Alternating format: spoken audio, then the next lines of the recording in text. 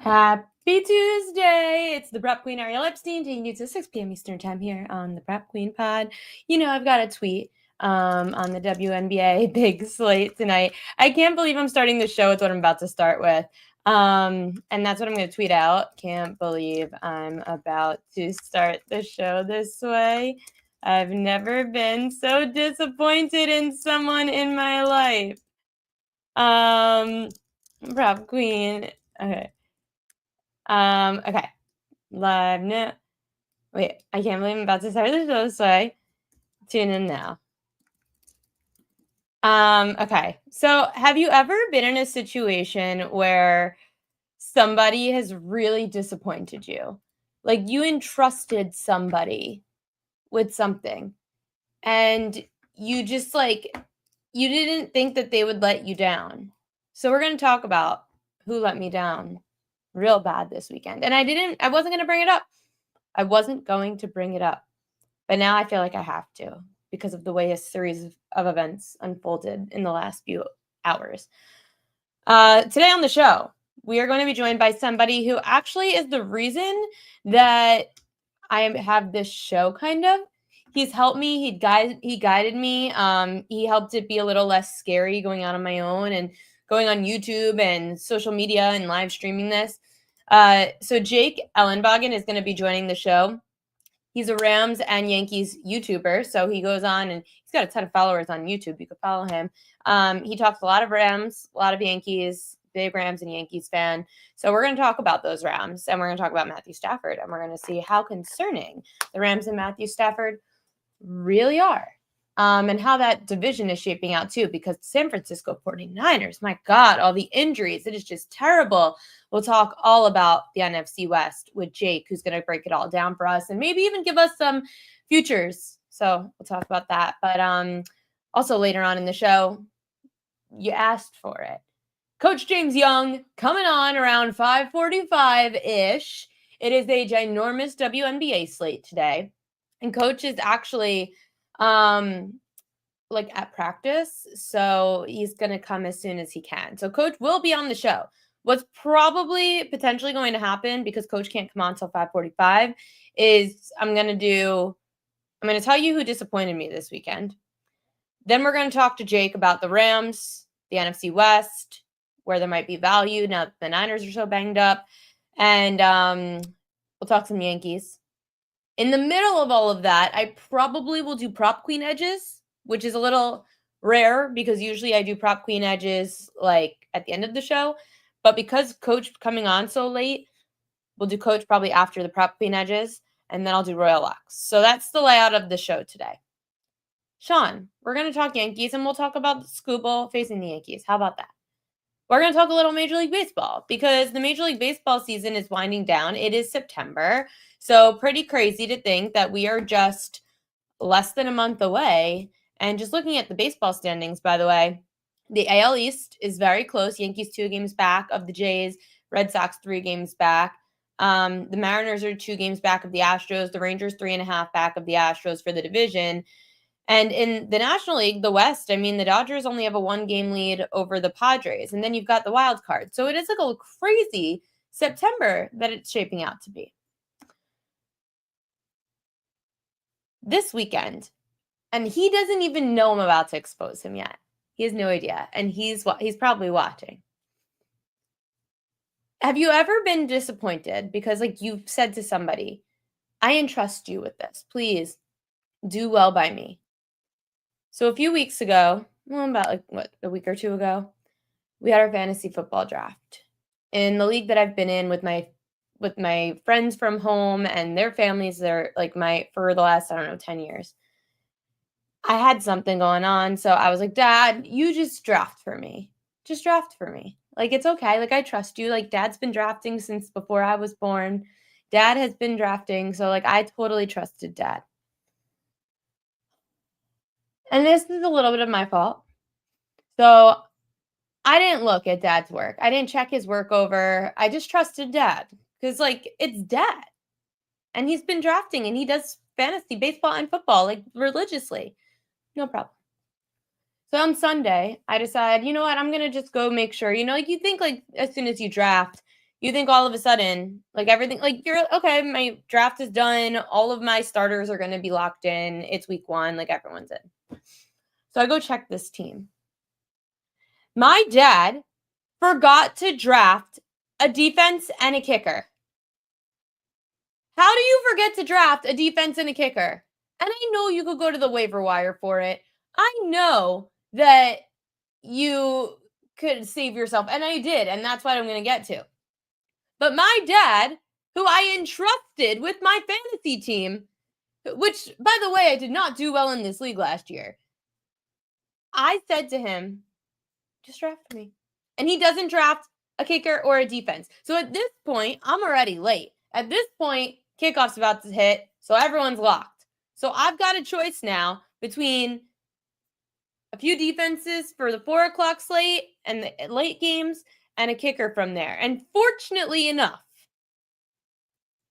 the Rams were available and the Ravens rookie kicker, Tyler Loop, was available. Thank goodness it worked out. Not only did it work out, I actually was the highest scoring fantasy team of the week, which meant I got a whopping $15 this week. But my dad forgot to draft a defense and a kicker for me. I am so disappointed in him. And I know no one cares about your fantasy team. I get it. And I don't want you to care. But I'm just very disappointed in my dad. And now I have some trust issues. Like I might need therapy because of my daddy issues now. Because he just didn't draft a defense and a kicker. Well, here's the thing. That at least the $15 gets me a pizza and probably a Caesar salad, Joseph Rodriguez. So that's pretty good. Pizza here in New York is still pretty cheap. Maybe not fancy pizza, but we don't need fancy pizza. It's New York. You think you know a person, right, Lewis?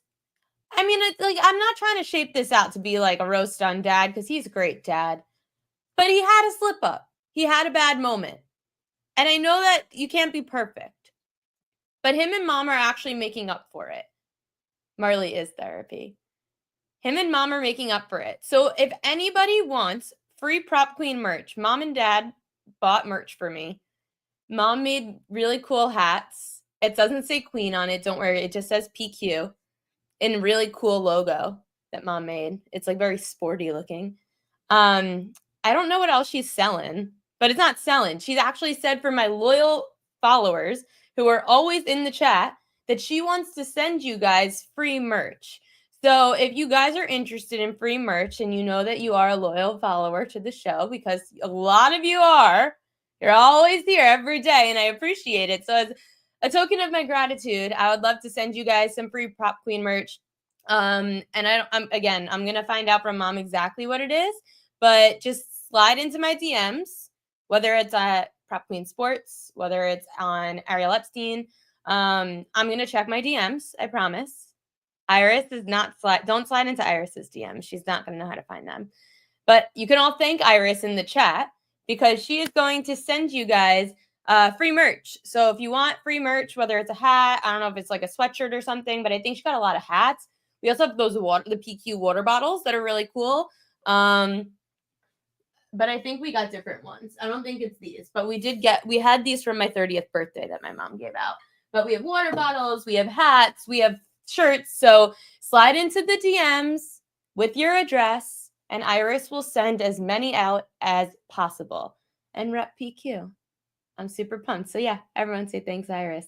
I'm really excited about that. So Iris saved the day. I'll give Darren some credit because it's a shared bank account. So thanks, Dad, for making up for the fact that you messed up my fantasy team.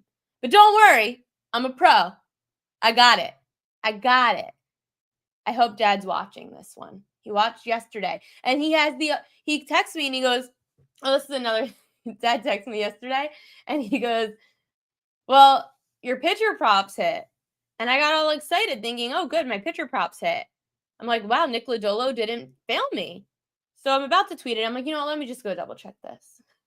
Nick Lodolo didn't hit. I'm like, Dad, he had 15 outs. It was an over 15 and a half. It didn't hit. He goes, oh, I didn't lose yet, so I thought I won. Anyway, But Dad did hit some winners last night with me. So shout out to Dad for helping me get into the sports world and trademarking Prop Queen, by the way. So that was all Dad, too. I'll give him credit where credit's due. Dad does a lot for me. But I had to give him a little crap because he didn't draft a defense and a kicker. Message me at Ariel Epstein on X or at Prop Queen Sports on X. And I will make sure to get your address over to Iris, and Iris will send out all the merch that she possibly can. So I'm super pumped. Sean, I said this time I will look in the DMs for you. I will. Speaking of people that help, so this next guest, who I'm very excited to have on because the roles are reversed. I usually go on his shows. This time around, he's coming on this show, and it's kind of like I'm gonna let him take some credit for it because our next guest, and I don't even know if I'm going to say his last name right, so he's going to have to tell me. But he's the one that was like, don't be afraid. Just go to StreamYard. You could connect all of your accounts to it. Set up a YouTube. Don't be afraid. And I was like I've told you guys, I was really afraid to do this on my own. I didn't think that I would have as many views as we've gotten, especially in the last week. So shout out to all you guys. We've hit like 7,000 views on the live stream in the last week, which is awesome. This next guest is literally the reason that I wasn't afraid to do this. He taught me how to use StreamYard. He taught me how to use all of these like YouTube and graphics and how to make everything. So I'll bring him on 2 minutes early. He hosts shows talking Rams, Yankees, and I'll let him plug all of his different stuff because I know he's got a bunch of different things going on. Jake, I don't want to mess up your last name. So I'm bringing on Jake Ellenbogen. Ellenbogen? That's what I heard. One or the other. That's what I heard. I think you got it right. Yeah, I think I got it right. Where's from, by the way? Well, thank you. That's the best intro I've ever gotten before. Aw. No, I've been on a lot of shows. That was killer. I mean, seriously, like, you know that I was a little nervous to do this, and you know that I said, I don't know if I could produce this thing by myself. I don't know how to do graphics. I don't know how to set all this up. You walked me through it, so I really appreciate you. Oh, I appreciate you too. You came on my shows. So, you know, I mean, hey, that's what friends do, right? But no, I think you're doing a great job. I try to peek in from time to time. Obviously, I'm doing like a million different shows. I got 4 today alone. So, no, I think you're doing a great job. And I see your audience is engaged. And those are the 2 most important things. And, you know, the graphics look great. I mean, people don't realize, like, StreamYard has made it, and it gets better every time. I feel like I log on, they're adding something else. It's just, it makes it easy to just do a show. Like, I wish this was a thing back in, like, when I first started in, like, 2017. It was not, so it had to be a little bit more creative there. But, no, I appreciate you having me. I'm excited because not only did the Rams defense save my fantasy team this week, so shout out to the Rams for not crap in the bed. The West is just very crazy right now because you've got so many injuries right now to the San Francisco 49ers. I mean, Brock Purdy is hurt. You've got receivers hurt, defense players hurt. I mean, everybody's hurt on San Francisco. They are falling apart. And I actually really liked San Francisco this year solely because of their easy schedule. And if everyone stayed healthy, then they should have been a great team. But you've got the 49ers 1-0, the Rams 1-0, the Cards 1-0, the Seahawks 0-1, but the Seahawks could have won that game. Yes. Opening thoughts just overall on the West after week 1. Well, if you happen to be a Rams fan, you're feeling good. If you're a Cardinals fan, a win is a win. In the Big Easy, it's not easy. That is a really good defense. I think people look at the quarterback and they're like, really, Spencer Rattler? He could sling it, man. You know, he had a chance to win that game if Juwan Johnson doesn't drop that touchdown. I mean, we're maybe talking something different there. So I don't know if I'm like flying high about that win if I'm a Cardinals fan. I think I'm just kind of like exhaling. Seattle game, I felt like Seattle outplayed them. That's the thing that's kind of frustrating, you know, as a football fan, just in general. I mean, forget about the Rams moniker, but like Seattle has a really good defense, and Brock Purdy was just throwing it up there. Very careless with the football. You know, I see people kind of passing around how great his EPA was, but EPA doesn't take into context those plays, right? So when he throws it up there to his 3rd string tight end, and it's going right into, you know, Reek Woolen's hands if he turns around and actually makes a proper play on the football and the game is over at that point.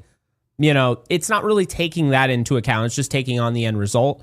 So, yeah, I did not like what I saw from Brock Purdy. Christian McCaffrey looks, dare I say, washed. And their left tackle in Trent Williams looks like he's really taken a step back. He allowed over 6 pressures in that game, the most of his 49er career. So, yeah, it wasn't great for the Niners. They win the game, and yes, they took their third-round kicker off the roster. It's about time they finally did that.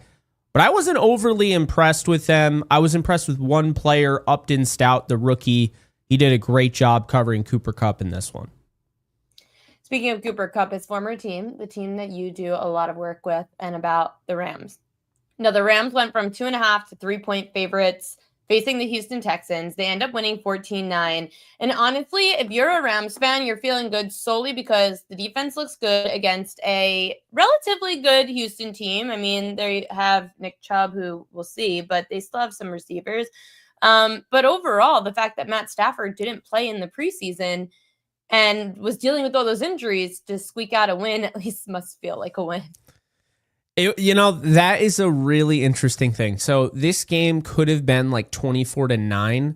And I understand, obviously penalties happen. There was a 74-yard return by Jordan Whittington that would have set them up in the red zone. There was another huge explosive by Jordan Whittington. Both of those were called back that would have set them up in the red zone. The big one was the bang, bang play. Colby Parkinson fumbles when they're in the red zone there. And that's what gave the Texans a shot at the end. That was a huge fumble. So there were multiple opportunities for the Rams. It felt like they were comfortably winning, and then all of a sudden, the Texans have a shot. But you said it best. I mean, the defense looked outstanding.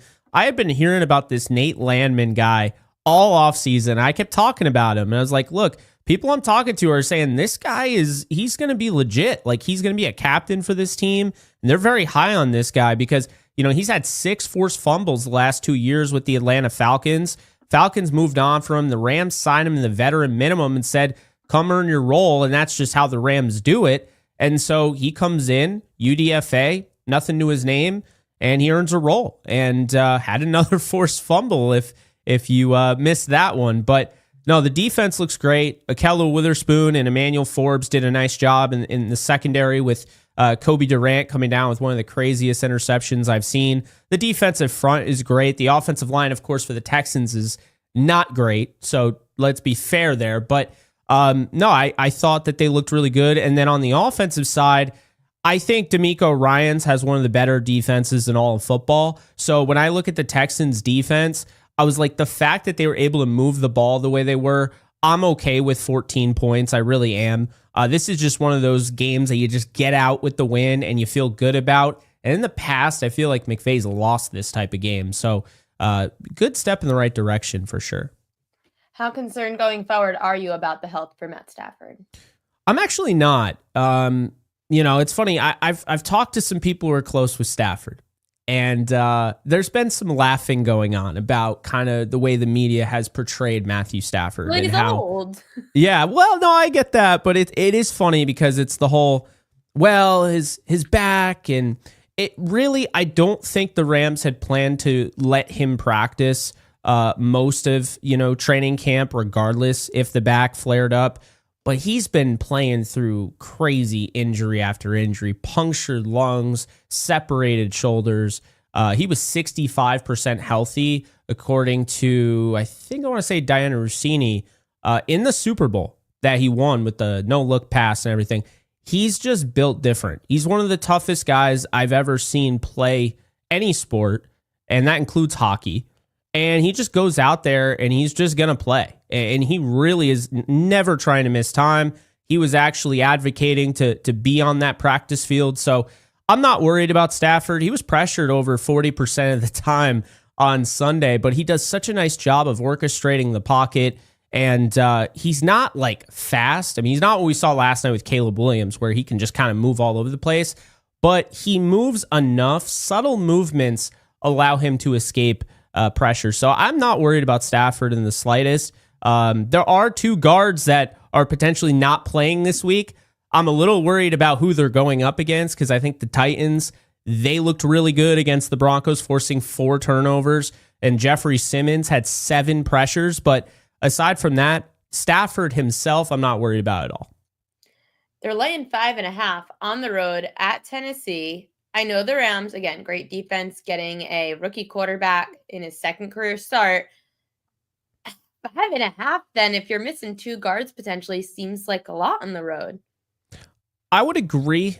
I think they're getting 5.5 because of McVay. He does a nice job getting prepared on the road, getting prepared on the East Coast, has some crazy record, pretty much only loses to the Eagles, right? And the Ravens, your Ravens. So those are the only teams he pretty much loses to. Everybody else on the East Coast. Yeah. So I feel like the Titans have a really good defense. Denard Wilson, who was actually with the Rams with Jeff Fisher, that coaching staff, Sean McVay didn't bring him back, so I don't know if there's bad blood there. But he moved on to the Jets and then eventually went with Mike McDonald with the Ravens, and now he's the defensive coordinator for the Titans. He's done a stellar job. This is year 2 for him. And the Titans were one of my sleeper teams last year. They just didn't have a quarterback, and now they do. And I don't know what we're going to get from Cam Ward, and I also think that plays into it as well. The rookie seeing this defense, I'll tell you right now, Cam Ward having to go against a Broncos defense and a Rams defense to start his career. I mean, iron sharpens iron. What doesn't kill you makes you stronger. He's probably going to be better because of it, but not easy. So I think the 5.5 comes from Sean McVay's success on the road and getting guys prepared. Obviously, Matthew Stafford and the way he played last week, PFF rated him the number 1 quarterback of the week. And I think the rookie aspect of Cam Ward. Especially Cam Ward having to play on the road in altitude at Denver for his first career start. Insane. Also insane to do. Now he's supposed to go and play at home against now the Rams, one of the tougher defenses, especially the front 7. I see the Rams are still favored, second shortest odds to win the division right now, 20 cents behind the Niners. So not much. How surprised with all the 49ers injuries are you that the Rams aren't favored yet? I mean, it's a little silly, but I understand the rationale behind it. People are basically banking on the 49ers. I don't know if you've heard it, but their schedule apparently is a laughingstock. Now, I don't put too much stock into that, no pun intended, because when you look at, the way the NFL season goes, I mean, things change on a dime. You don't know who's going to be good. And that's just the reality of it. So I get that angle. If you think the 49ers have a crazy easy schedule and they can just kind of sleepwalk to 12 wins, so be it. But you also have to think the Rams aren't going to win 12 games. I happen to think they win 13 this year. I think the thing about the Rams is they learn from their mistakes. And what we were talking about the Rams last year is that they got off to a rough start. If they win this game against the Titans, they're 2-0. They're already ahead of where they were last year.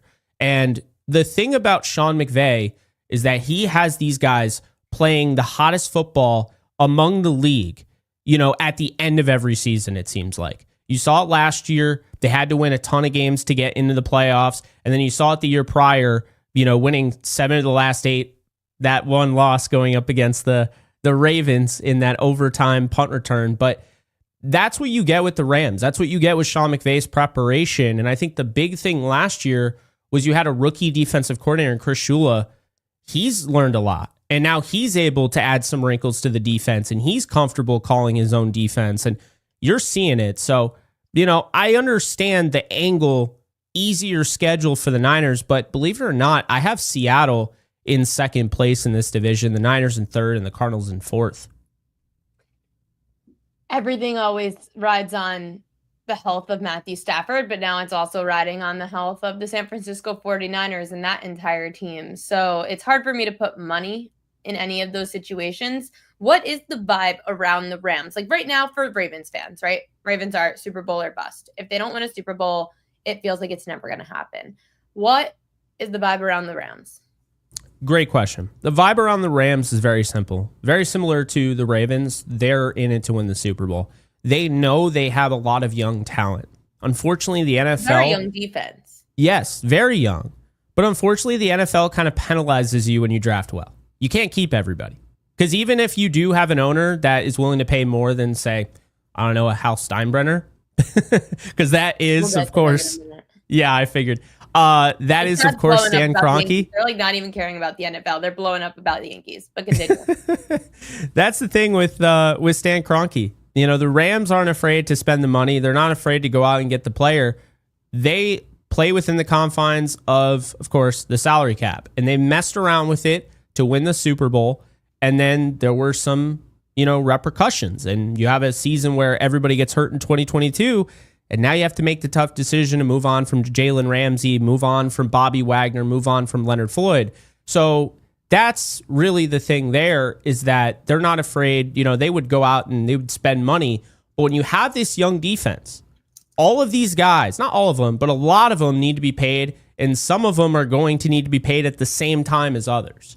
So right now, even though they're young and they're one of the youngest teams, there's still a win now mentality here. And there's a lot of, and obviously there are new players, and that's true, but there's a lot of holdovers from last year. And it's almost the exact same defense as last year, just adding in Nate Landman, who I mentioned, and then Poona Ford. But when you look at this team, there's not a satisfaction of last year. They feel like they should have won against the Eagles. They feel like had they won against the Eagles, they were going to win the Super Bowl. And I feel like a lot of people had kind of realized that, where, man, that Rams-Eagles game might have been a divisional round game, but that was really the Super Bowl there. Whoever won that was going to beat the Chiefs, was going to beat the Commanders.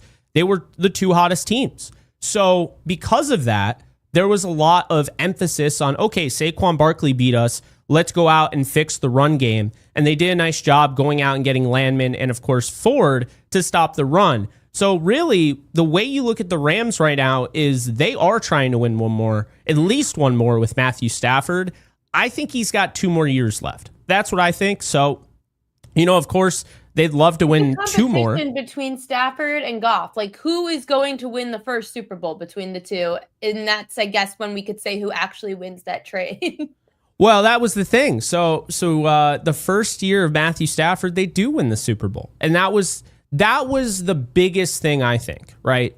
Is that trade. I feel like it's hard because the Rams were way more set up to win at that point. Like, that's true. Stafford walked into a cakewalk in that first year that I very good year. Feel like Goff had a really tough, like, that secondary in Detroit was terrible. They were revamping. They finally now have this offensive identity in Detroit, whereas the Rams, like, Matthew Stafford came in and it was like, all right, yeah, I've got experience. I'm better than Jared Goff. Like, it just was kind of, but Goff, like, in the same sense, Stafford, as much as he won the Super Bowl, but then it's kind of just been like this. Goff's just been like this, just no ring. Yeah. I mean, did you see the stat? Jared Goff hasn't won without Ben Johnson or Sean McVay. He hasn't won a game without them calling plays. He's 0-19-1. Oh my God. Yeah, that's bad. So yeah, great. I don't know. I never, I appreciate Goff. Shawn Michaels thinks the Lions won the trade. Well, I understand. Where's your ring? I understand from that perspective. You got a lot of great players, but I watching Matthew Stafford every Sunday. I mean, he's the best quarterback the Rams have had since Kurt Warner. There's no doubt about it. Honestly, in some capacity, I think I would take him over Warner. Right? He's the. You know what I say, and this is probably kind of lame, but I actually just wish they got Stafford earlier. That's what I wish. I wish they got Stafford earlier. Well, no, because I mean, I had a tweet out there in 2015. I wanted them to just go after Matthew Stafford. I didn't want to draft anybody. I knew they weren't going to take the guy I wanted, so I just wanted them to trade for Stafford. Yeah, I wish they got him earlier because I feel like, unfortunately, he probably could have played it until he was 40, 41, like Aaron Rodgers, if he got out of that Detroit situation earlier. That's just the reality of it. The chat is killing Shawn Michael right now. Right now, we got the Lions on FanDuel 18-1, Rams 19-1, right behind them. Those two neck and neck for winning the Super Bowl. Let's switch to the Yankees now that we got the chat going and everyone yelling at Shawn Michael. We'll go back to where the chat was before. They're talking Yankees. Shawn Michael's a big Detroit guy, clearly. He loves Lions. He also loves the Tigers. And all he's been saying in the chat is that Scooble's going to destroy the Yankees. But first off, Anthony Volpe, like, I feel he is getting so much heat in New York, and I get it. New York is ready to, like, pitchforks and all, Anthony Volpe out when he went in as, like, New York's beloved young kid. What's going on with Volpe? They should move on from him tonight. He's not a good defender. He's not a good hitter. He's a good base runner. So really, when I look at Anthony Volpe, it's very simple, right? This guy is only good at base running right now. And we continue to hear how he has all this pop and power and all this. He's hitting 19 home runs. So he's in there every day, and they're basically banking on him to hit a home run, but he's only hit 19 of them. So when you're constantly just trying to go lift off every single at bat, and you only have 19 home runs, that's not really good. Also, I don't need my shortstop to do that, and we don't need him to do that. When you look at who's on this roster, who's in this lineup, then that's the thing that has been so, annoying. And so what you do end up getting is, those sac flies with bases loaded or whatever. So he ends up getting an RBI, and you're wondering, how does he have 70 RBIs? There you go.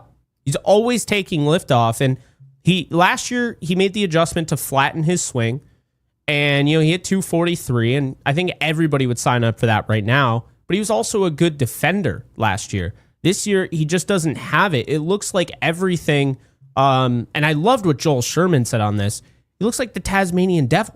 Everything is like so like sped up, and you watch just like Caballero, and it's just it's calm, it's collected. Caballero is not great. I'm not saying like he's bad. He's not a great player, but I think he's a solid player. I think that was probably the pickup besides Bednar. That was the pickup of the deadline, and he should be starting at shortstop. No doubt about it. I just don't know how you can justify. So Dominguez never plays, right? His defense is terrible, but he actually hits pretty well. I like Dominguez, his bat. I like his base running. There are qualities of Jason Dominguez. Anthony Volpe also now has 1,700 at bats.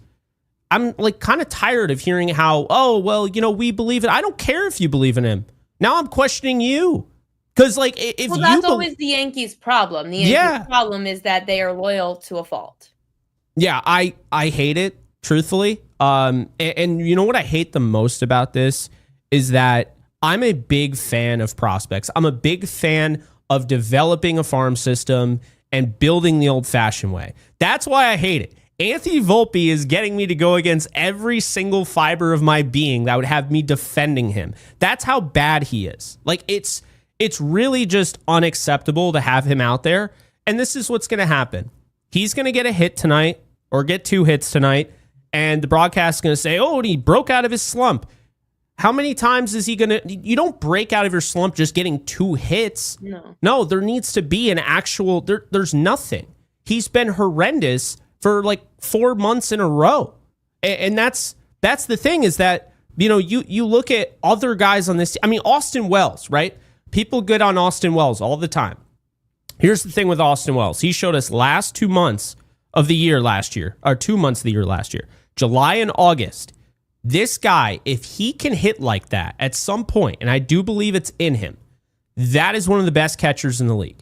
Anthony Volpe at no point in his career has shown you that he can be one of the best shortstops all around in the league. And that's my concern, is that now you're going to have to pay him in the offseason.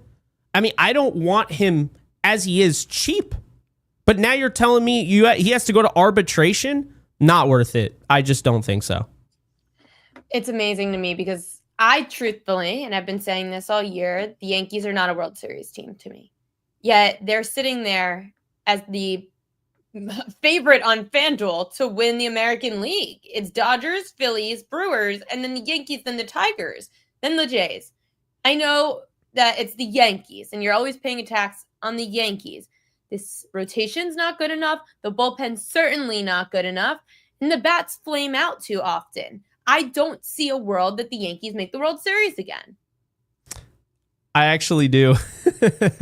I don't. Here's why, though. I like the baseball I've seen. I feel like it's inspired baseball. Volpe aside, they're tagging up more. They're actually stealing bases. They're not playing station to station like they were during their awful losing streak. I like the rotation. I think they've gotten it together. I was worried about Fried. Really worried about Fried. I thought he should have gone the IL with the whole blister situation. Rodon has been good. I know Schlittler just showed you that he's human, but I think Schlittler's been insanely good. I think Heel's been good. I think Warren has had his moments. And then you have, now Yarbrough Who's your game one starter? Fried? Oh, it's definitely Fried. I would go Fried, Rodon, and so Gary and I were talking about this. I'm actually going to go with Cam Schlittler to start game 3. I'm going to.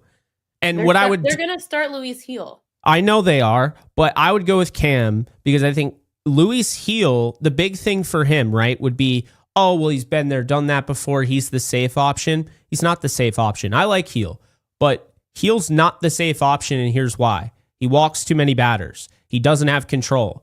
Cam Schlittler has more control than Luis Heel right now. So I would go with Cam Schlittler because he has better stuff. He has more control, more velo, right? I think you can rely on him more than Luis Heel, as crazy as that sounds. And I like Will Warren, but I think Will Warren is going to be in the bullpen for sure. Sean Michael has a decent point. At first, I'm thinking, okay, if you go down 0-1, like he's saying basically the Yankees don't have someone that could compete with like a Tarek Skubal or a Garrett Crochet. And at first I'm thinking, okay, whatever, you start 0-1. But the problem is if you're going to throw quote unquote your ace Max Fried in game 1 and now you're down 0-1 because you can't hit Skubal, now you're trusting the rest of that rotation, you're in a bad hole. And your bullpen, if Fried somehow loses that first game and doesn't pitch well, your bullpen's screwed. Because if Rodon doesn't, then you're really screwed. Like, there's no one who's going out there like Garrett Cole, Garrett Crochet, Tarek Skubal, who you know that like life on the line. I am leaving you in there as long as you don't get blown up for more than 4 runs, which they probably won't. You know you're leaving that guy in there for 6-7 innings to make sure your bullpen is okay for the rest of the way. In the Yankees, you don't have a guy to do that. No, I think that's very fair. I think Skubal, Crochet, those are guys that give the Yankees fits. I also do think, though, they have some guys where now going against a lefty pitcher is actually welcomed. That's why you added Ahmed Rosario. That's why you added, we saw Slater for a cup of coffee, but he's coming, well, he's available. He's just not playing. But it's why you added those guys because they're splits against against lefties. They're right-handed bats that are hitting, at 850 plus OPS. So I feel like they're better than they were when they first saw Crochet, if that makes sense. And when they first saw Skubal.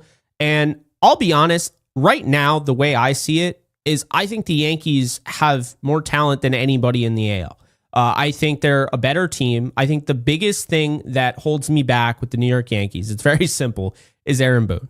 It's Aaron Boone. Because they've lost games. My Ravens are the reason the Ravens can't win a Super Bowl, and the Yankees are the reason the Yankees can't win a World Series. This is my teams. Yep. Aaron Boone, I just think he'll make some nice moves here and there, but I find he's way too quick with the hook. I think the other night, was it Will Warren? I forget who it was, but they had like 68 pitches. Takes him out, right? Then the bullpen gives it up. I also think... So not only do you Devin Williams in the 8th inning with runners in scoring position again. Oh, no. He won't go near the 8th inning. If I was in charge. Did last week? No, I know. I'm saying in the postseason, he should be nowhere near the 8th inning. He will be. He will be right there. He probably will. Coming in the 9th. No, Bednar. No. I'm telling you, something's going to happen where Bednar was used 2 nights in a row, and we're going to have no other option. For some reason, Aaron Boone's not going to find another option, and he's going to throw Devin Williams in up by 2 runs for something, and he's going to blow it with a 3-run shot. It's going to be... I hope not. I hope not. I'm really encouraged from what I've seen from Cruz. I think Cruz, Bednar, that's my 8-9. I like... Luke Weaver as a multi-inning guy. I honestly, that's what I would use him as. And then I don't really, I love Yarbrough. He can give you a ton of innings out of the bullpen. Oh, good Lord. No, absolutely not. I'd rather have Joe Girardi back. I'd rather go after Don Mattingly. I'd rather go after Buck Showalter. I would probably take most. I'm just done with Aaron Boone at this point. Unless they win the World Series, then it's like I can't be the dude that's like fire Boone after they win the World Series. But unfortunately, and I hate saying these words because he is a great guy. Like I absolutely love Aaron Boone as a person. He's always I like him too. To me. Like every time I've seen him when I'm at the stadium, he is such a gem to me. The problem is, even after losing in the World Series last year, I had to call for his head solely because. And the same thing with the Ravens. When you play undisciplined, I start to have a problem with the coach. I mean, we're talking back to high school days when a team has a lot of errors, when there's penalties, whatever sport, you always blame the coach. I always blame the coach. You don't really see these same issues with AJ Hinch and the Tigers. They play disciplined. You don't see these problems with certain teams like I mean, off the top of my head, I'm trying to think in the NFL, but the point is a disciplined team doesn't make these kinds of mistakes. And the Yankees, unfortunately, like Sean's been saying in the chat, the defense is always the problem. And this team never seems to be able to just make seamless plays in the field. It's always like you're holding your breath. Well, that's true. And I mean, that goes back to Volpe. And I hope, because I don't know if you saw that video, it was going around Twitter. I hope that, and I'm totally blanking on his name. I talked about him earlier. One of the guys that was covering the Yankees, can't remember his name for whatever reason right now, but he was saying how his prediction is that he thinks Caballero is going to start in October and they're going to move on from Volpe. And I wouldn't be surprised. You can say, because I didn't like the comments today at all, saying, oh, yeah, no, we believe in him. We were considering. Boone's been doing this thing lately where it's like, I'm considering playing Giancarlo. Oh, you're considering playing the hottest hitter in baseball? Great sick, job. Man. Like, you deserve like a gold star for that. I'm so sick of that, right? Like, I'm considering playing Judge in the outfield. I'm considering playing Giancarlo Stanton. I was considering leaving Cam Schlittler in there when he was throwing a no-hitter, whatever, right? The whole I'm considering playing Caballero but going to play Volpe, no one buys it because you always play Volpe.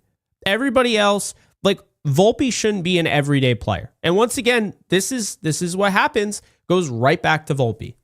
That's actually my biggest concern with this team. I mean, Ryan McMahon, not a fan of that move at all. Didn't like it. Paying $16 million a year. Do I care if it was the Dodgers? No, because the Dodgers haven't shown that they care about spending money. The Yankees keep telling us how they're going to cut back their spending. So now I have to assume that bringing in Ryan McMahon, $16 million the next 2 years, I have to assume that now they're going to be like, oh, we got Ryan McMahon, we're good. It's like, okay, well, that's all fine and dandy, but Ryan McMahon isn't a great hitter. Now, the one thing McMahon does is he fields, and he's saved them in a few games because of the glove, and he did come through with the bat against that, in that Houston series. So, yeah. It's time for Volpe to step up or just get the hell out of the lineup. I mean, that's where I'm at this point. Where I'm at, if the Yankees make the World Series again, nothing's changing. If the Yankees want to win again and want to get rid of Aaron Boone, they have to lose. It's the only way. Or they can win it all. I honestly, and then everyone's still going to be mad that Aaron Boone's the manager. Well, no, I'll give him a pass. That's the biggest thing, right? Let's be honest. Winning the World Series, Jake. If they find a way to do it, then now it's like, okay, Boone, all right, I disagree with the way you manage, but you found a way. And that's like the thing with Dave Roberts. There's no way. Because I have Dodgers fans all over my feed covering the Rams, and it's like people are okay with Dave Roberts even when they disagree with him because he's won a World Series. He's won 2, but he won the legitimate one according to most Dodger fans. And so now they're like, okay, yeah, he's like, I disagree with the way he uses the bullpen. Not my favorite guy, but he won us a World Series. I'm okay with it. They also don't have 80,000 errors, and they know how to expose. I know. Like, let's just let them F it up. Winning solves everything. Just like the Vikings yesterday, right? The Vikings yesterday in Monday Night Football said, well, let's just play it pretty conservative early on. JJ McCarthy, don't do too much in the first half. At some point, Caleb Williams is messing this thing up. And he did. Caleb Williams at some point messed the thing up. So that's exactly what the Dodgers said. Just let the Yankees beat the Yankees. It'll happen. And the same thing is going to happen again. It probably will, but I feel like they're going back to the World Series. I do. Is Toronto legit to you? Toronto?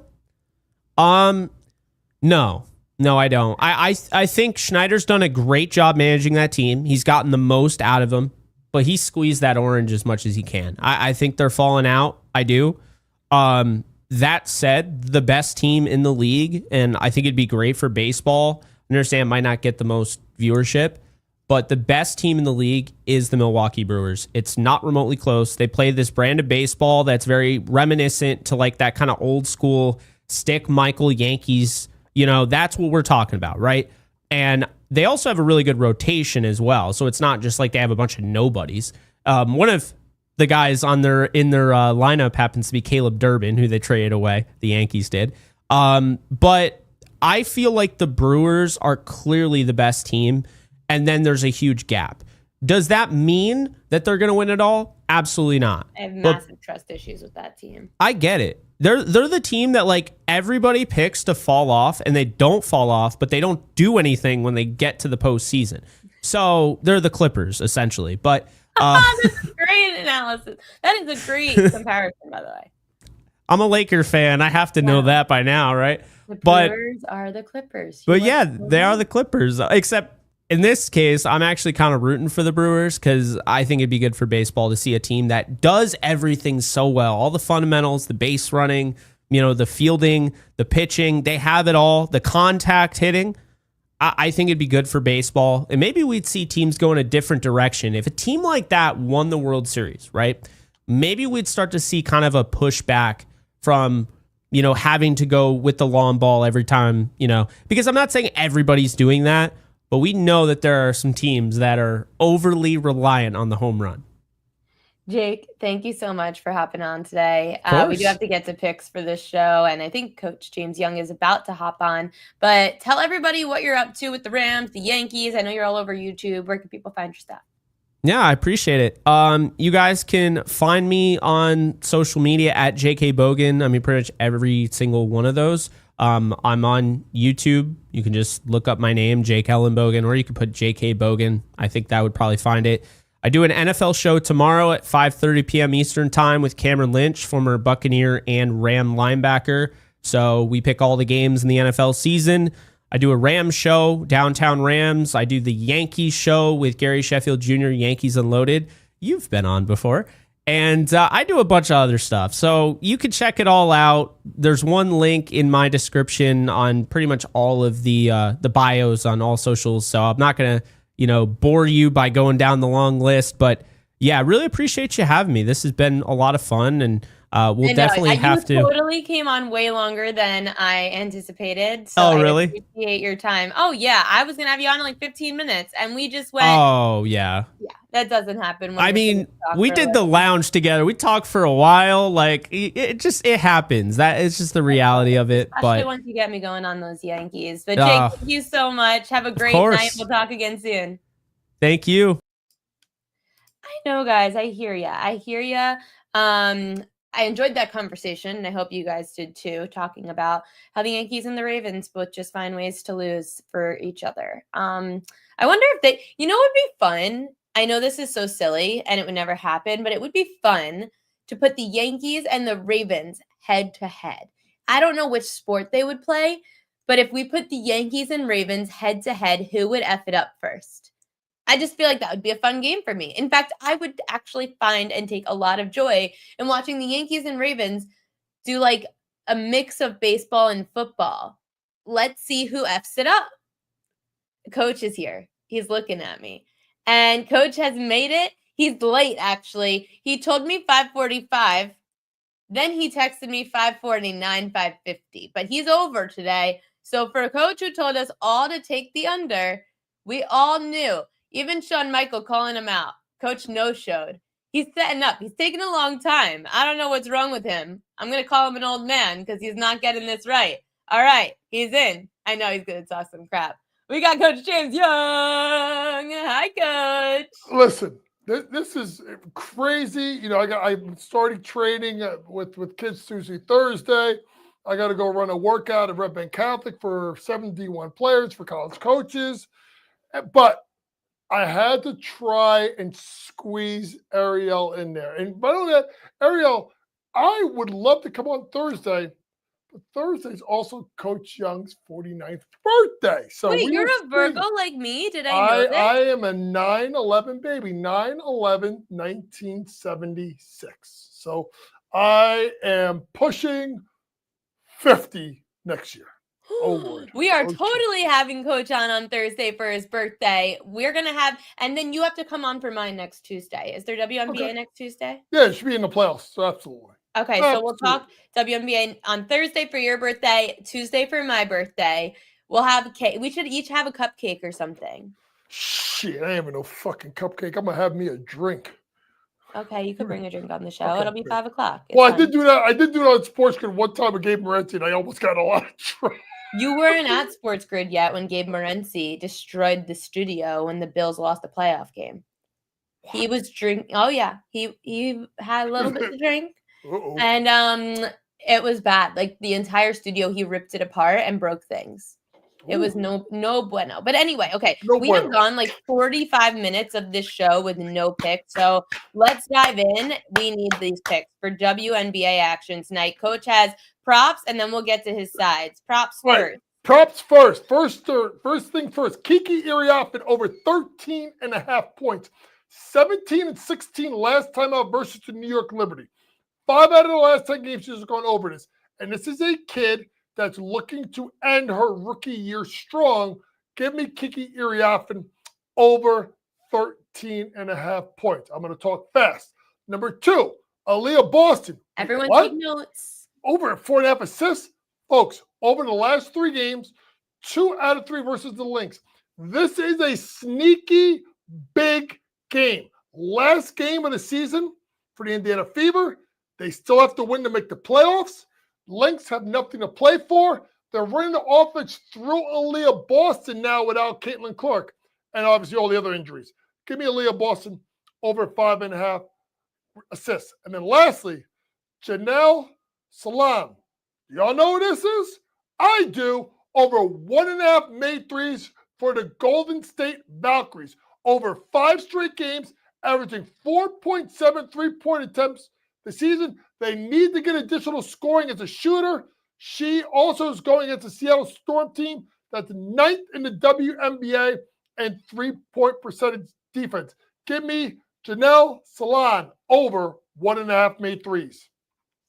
Okay, I know you've got sides to get to as well. We've got playoffs coming up. Any teams that we should be avoiding because they don't need the game? Lynx don't need the game. They're done. Chicago Sky, I actually were going to fade them today, but I'm like, be nice. Because the line's like 18. Can't touch it. If you do that, I think, if I'm not mistaken, I think the Sky played the Aces tonight. I think they're big underdogs. If you take them, go against them in the first half. But 18 is just, that's like wild numbers. We'll get to the Ace. We'll get to the Sky in a second because there were some interesting comments that came out of an anonymous GM this morning. I'm trying to think who else. The Mystics don't need the game, but it's weird because the teams that don't need the game are teams that may not make the playoffs, but it's weird. Chicago's first-round pick goes to – no, Connecticut's first-round pick goes to Chicago. Chicago's first-round pick goes to Minnesota. And I think there's one more. I think LA's pick goes to Seattle. So all these teams have nothing to play for, have something to play for, which is their slots in the WNBA lottery. Sean Michael wants to know your thoughts on Angel Reese throwing her team under the bus.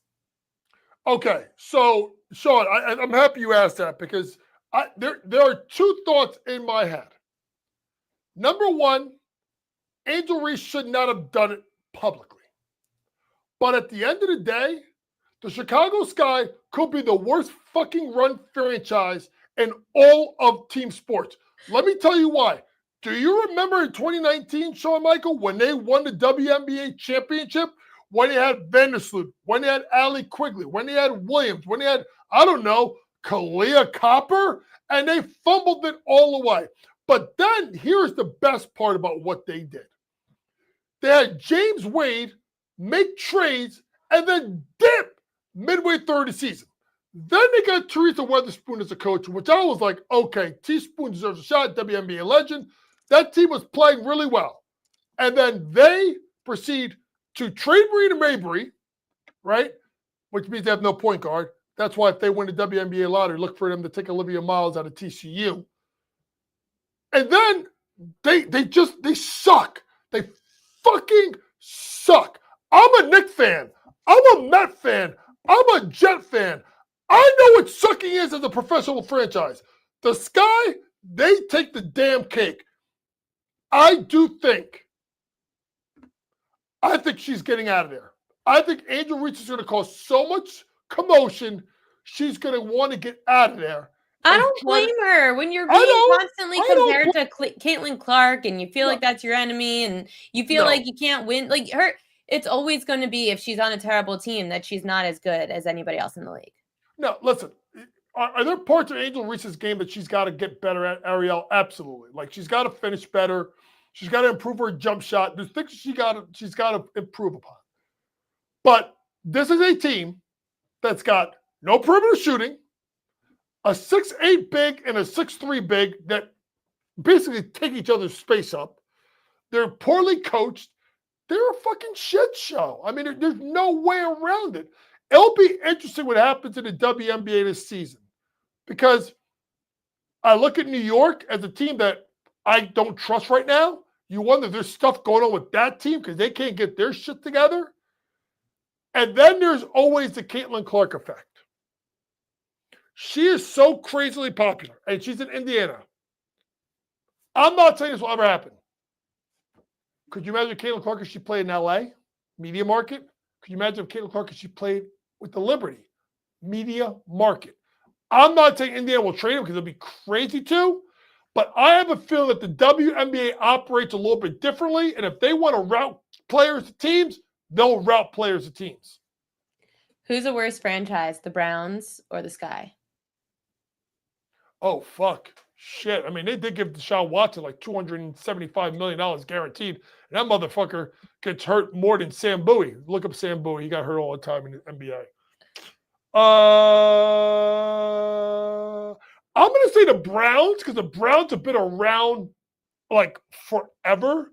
And, anybody that remembers, the drive by, John Elway. Then there was the fumble by Ernest Biner the year after. I mean, yes, the Browns do try, but they fucking try really bad. So, Michael, it's pretty terrible. You got to admit that.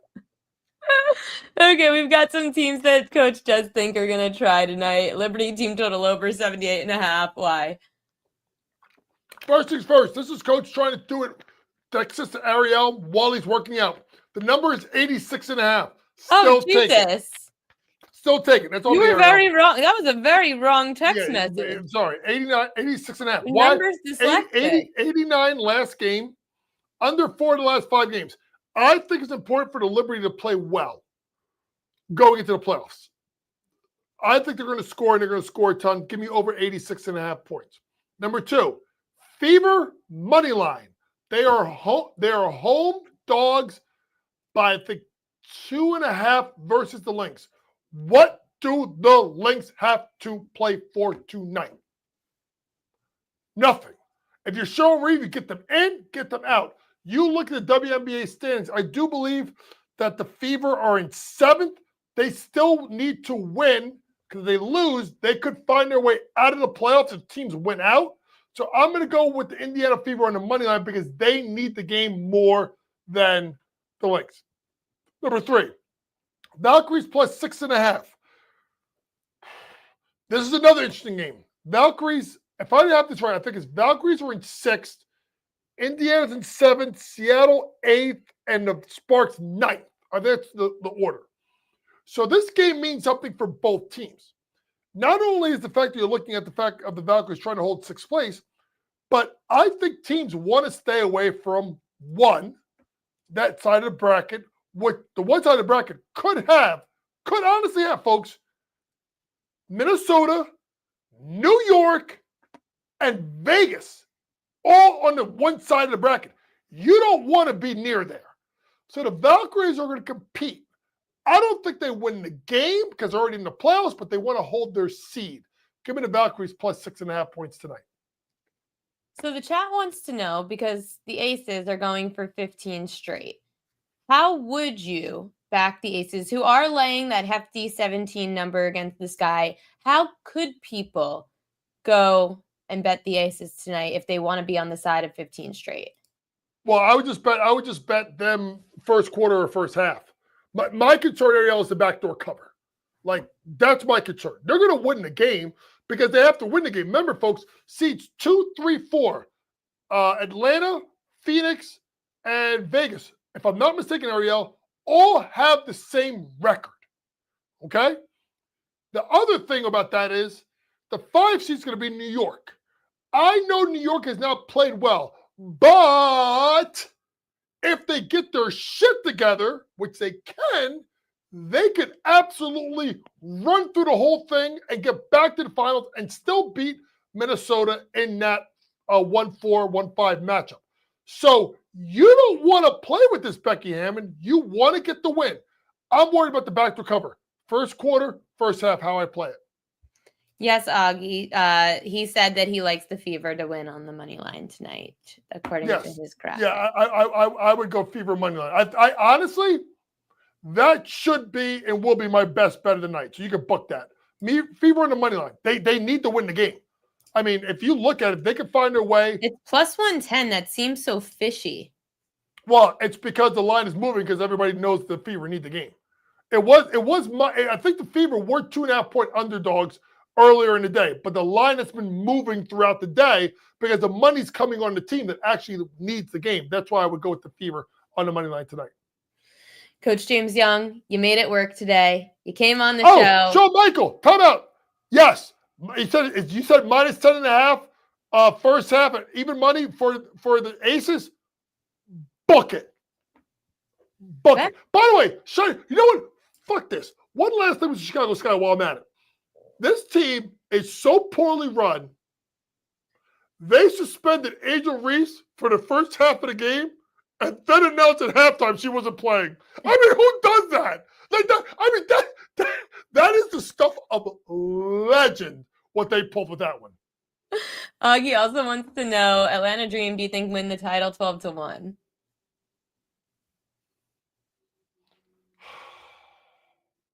That's a tough one.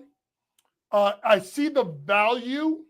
If you ask me for more of a value, I would go with Phoenix. But the interesting one is still going to be, I want to see when the seeds come out, where they are. Because if the Liberty are more than like 5-1, I may take them to win the title. Because I got a funny feeling if Ionescu comes back and they're whole, I think they're going to be a major, major problem. It's crazy how many injuries are in the W this year. But Coach James Young, he is always here and ready to go, even if he's a little late. No, okay. Hey, listen, you know I may be late, but ain't no fucking Kawhi Leonard here. I always show up. No rest management. I'll see you on my birthday. See you on your birthday on Thursday, Coach. Good luck tonight. Coach is the best. So glad that we had him on. And we went over, but we went over for Coach, and that's all that matters. Baseball time, Fishy Lions. Fishy line of the day. Dad, if you're watching, I'm so sorry to tell you that your Baltimore Orioles, no bueno right now. A 10-cent move against the Orioles overnight, despite actually being the public darling. 68% of bets, 74% of money on the O's, line moving against them. The Orioles have lost 8 of their last 11 games at Camden Yards. The Pirates starter, Mike Burrows, he has a 1.29 ERA in his last 4 appearances. 2 of those were starts, so he's pitching well. Be careful of this fishy line. I'm trying to see if there was anything else that really stood out about that game, but these are 2 bad teams. Sorry, Dad, but it's true.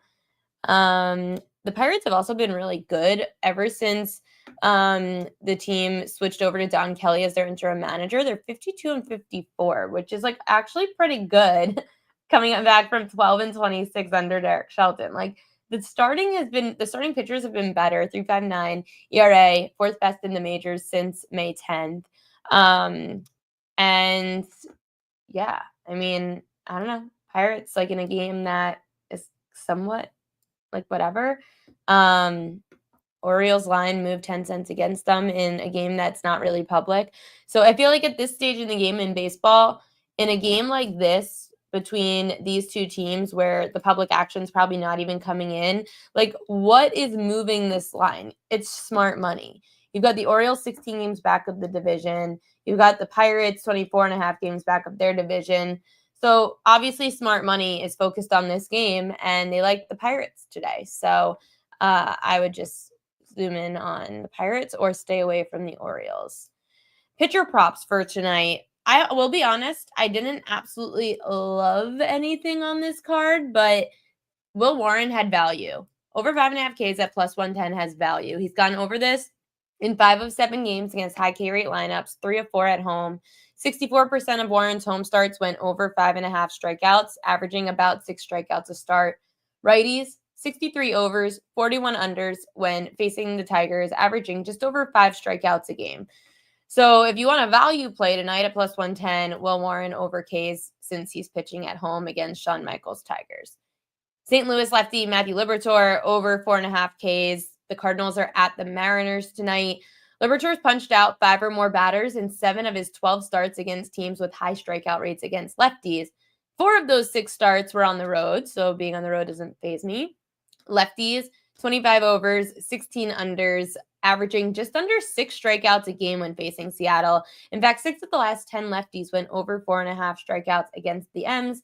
62% of lefties overall this year went over their K prop against Seattle. So you could look to Liberatore over 4.5 Ks. And lastly, Seattle's righty George Kirby over 1.5 earned runs allowed. Mariners again hosting the Cards tonight.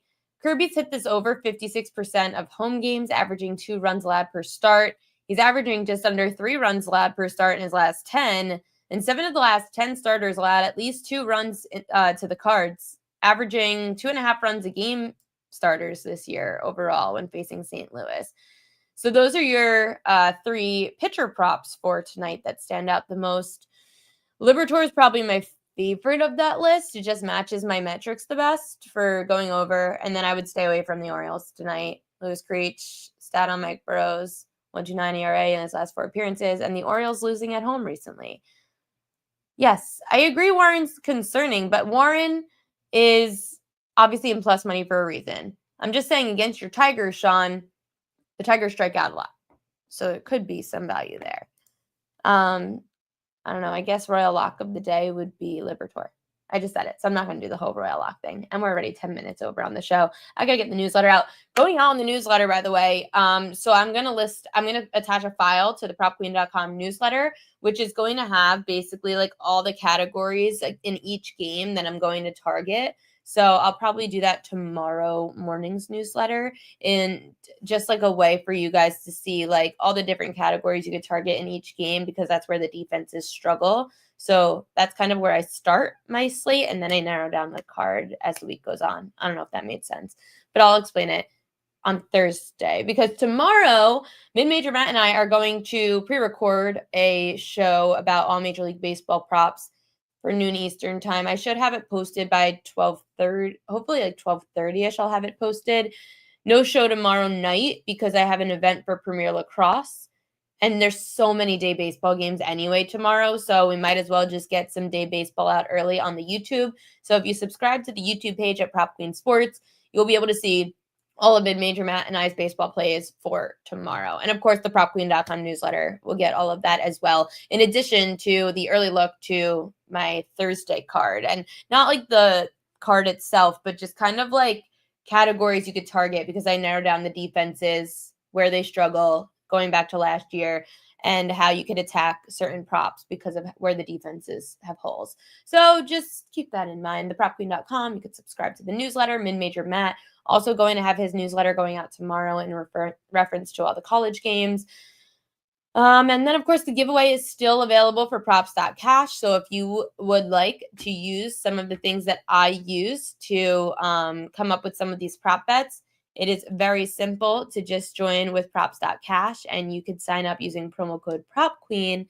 And this way you get 50% off. So it's just $9, and you could get a chance at a free jersey of your choice. So sign up props.cash, please, using promo code PropQueen, 50% off your first month of football season. Thanks, guys, for tuning in. And remember, in case you missed it at the beginning of the show, my mom, Iris, is going to send some free merch around. So if you DM me your address, I will be able to send you guys some free Prop Queen merch. Cool hats. Again, not everything will, it usually just says PQ, so you don't have to worry about like coming around with Queen. But you could definitely sign up for that. Get some merch, rep the Prop Queen brand, and you get the newsletter jmain34 at thepropqueen.com. Thepropqueen.com. You go to the newsletter section and you could subscribe to the newsletter there. I will not be delivering your stuff, Sean. Thanks, everyone. Good luck to your bets tonight. See you guys technically Thursday, but on the YouTube tomorrow.